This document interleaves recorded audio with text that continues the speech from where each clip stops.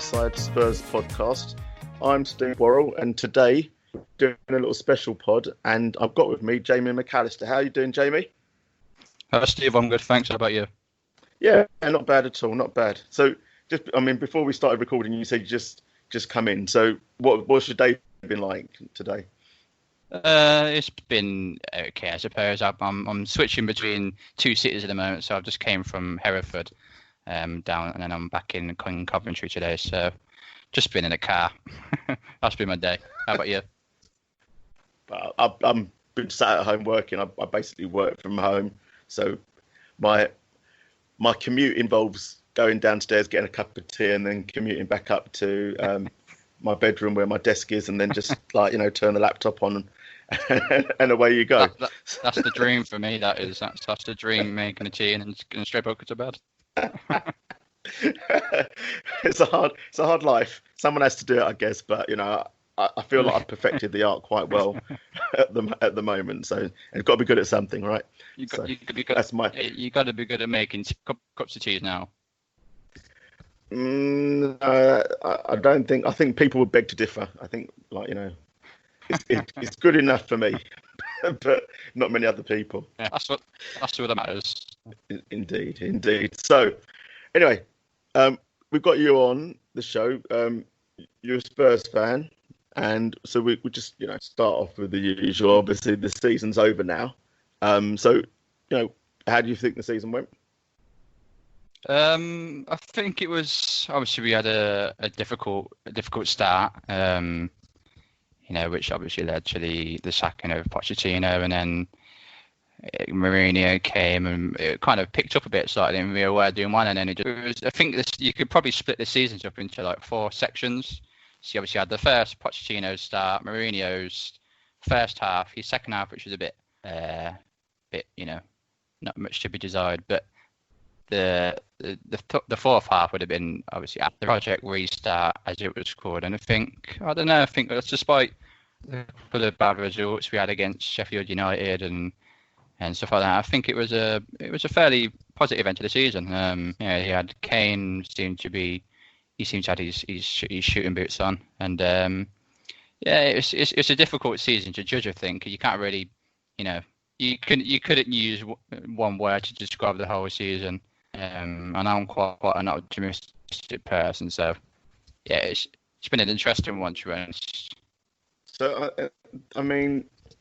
we've kind of discussed the season. We've just done our sort of season review on our main pod, and we felt that as bad as it was, generally I think the break in the season really came at a good time for us. It helped us out significantly. Yeah. It gave Mourinho time to work with the players, and we saw probably a number of players come back after the break much improved. I think Kane, you just mentioned, I think was one of those. He looked a lot. Obviously, we wouldn't have seen the season out probably with him anyway. He might have come back for the last couple of games with no fitness at all, but he came back looking strong. He looked sharp, as you say, scoring goals, and looks like rejuvenated in his old self. So, on that side of things, it was quite good. Yeah, I think if you was to pick, it's probably hard to kind of pick one player that stood out for the majority of this season, and probably none actually for the entire season. But if I was to pick out one, I think it would have to have been Lascelles. So I think he obviously took his time to get into the squad, but I think kind of January onwards, I think he's probably been our best and most consistent player. He's took up the not completely filled the boots of Eriksen, but he's getting there. So yeah, I think players like him have definitely have benefited from the restart and the break. So yeah, that's interesting. Obviously, you must have listened to our end of season review that we did, because of the players that I would have picked out. He was my player of the season as well. I felt that he was tenacious. He doesn't quite have the Eriksen guile, and the ability to always pick a pass out and keep the team moving. But he's tenacious and he likes to. He's one of those people that likes to kind of get in the face of the opposition and look at just the little dirty things in the game, that the dark arts of the game that we probably don't have anyone that wants to frustrate players and frustrate the opposition. So for all those things, I think he really he kind of ticked the boxes for me this year. So it's interesting you say that. But you mentioned obviously that Pochettino came and went, and then we obviously we got Mourinho in. So are you fully on board with Mourinho being in there, or are you one of these people that are kind of not pining for Poch, but really regretting the fact that he left, and will never be won over by Mourinho and his style of his style of play? To begin with, I remember when we I can't remember now. Probably just after we sacked Pochettino, and you've seen the rumours of Mourinho coming in, and I was like, no, don't get him in. You've seen the car crash that was Man United. Yeah. And I just thought, no, we can't. He's winning trophies in the past, but we can't have him in. And then obviously it happened, so I kind of had to just, I don't have anything saying that, so I have to just get on with it. And to begin with, I remember when he first came in, we were scoring goals left, right, and centre, and we were conceding quite a few as well. So I thought, this is it's not maybe Mourinho as we know it, but maybe it's just the general, the effects of him first coming into a disjointed side. And he's slowly growing me, I think. Obviously, he's got his negatives and all that kind of stuff, but I think I'm almost completely on board. I'm definitely not one of those ones who's like, get him out, he's kind of ruined the club kind of thing anymore. But yeah, I'm confident-ish. I mean, it's all down to Daniel Levy, and it's whether he gets back or not. And we know Mourinho was a big spender, so. He is, but he's he is a known winner, and I think that I kind of agree when he came in. As you say, we were scoring and we were conceding, but we were a lot more open than you'd normally expect from a Mourinho side, and he himself seemed to be the different personality to the Mourinho that I'd come to know, because I kind of associated Mourinho as someone that was very calculating with the words that he used. Whenever he was interviewed, and everything that he said was measured, and every single word was delivered deliberately. And it seemed to be a different guy. And we thought, oh, bloody hell, we've got a different Mourinho, and I'm happy with this Mourinho. And then obviously results started to turn, and I think we spoke about this the other day, that I think the Man United and probably the Chelsea game, the Chelsea defeat in December was probably the turning point for where it felt like he started to revert to Mourinho of old. I'd agree with that. And you kind of thought, oh God, he's back. But as I say, the break's done us good, and I'm certainly on board for all of this stuff where he's talking about improving our mentality, and not having to dominate the game through possession to try and win the game. It's just a case of being clinical when we're in possession and making the most of those opportunities. So I'm really happy with the with the improvement, certainly after the restart, and hopefully long may it continue. I think if you look at, I kind of made some notes for for our discussion. So if you look at the season, we had the kind of appalling Champions League exit, where we kind of just petered out and we gave up without a fight.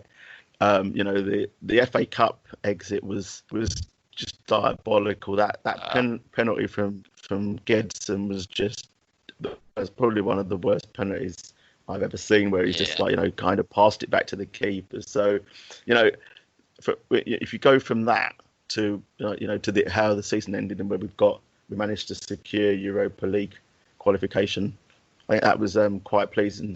How were you in the Europa League? Let's hit Europe camp, or would you have preferred not to have got it based on the fact we knew we weren't going to get Champions League? It's a difficult one, really. Like, I think the Europa League, it's like you kind of look at it and think, yeah, I think you only start to care about it, say, when you get to, I don't know, the round of 16.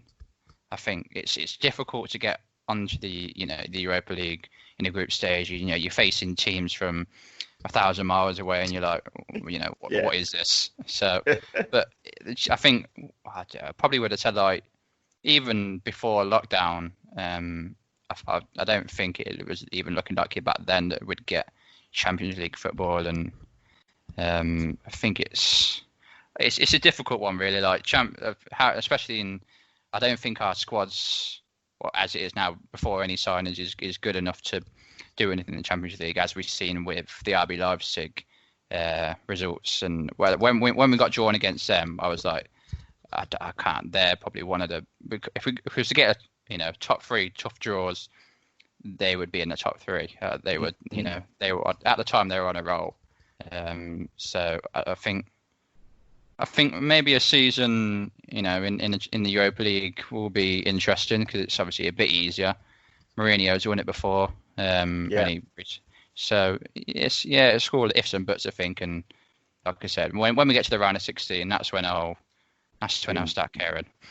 Yeah, and obviously, importantly, it's a route into to the Champions League qualification, which means that we can afford, to focus on the Europa League, and maybe focus on one of the domestic cups more than we have done in the past.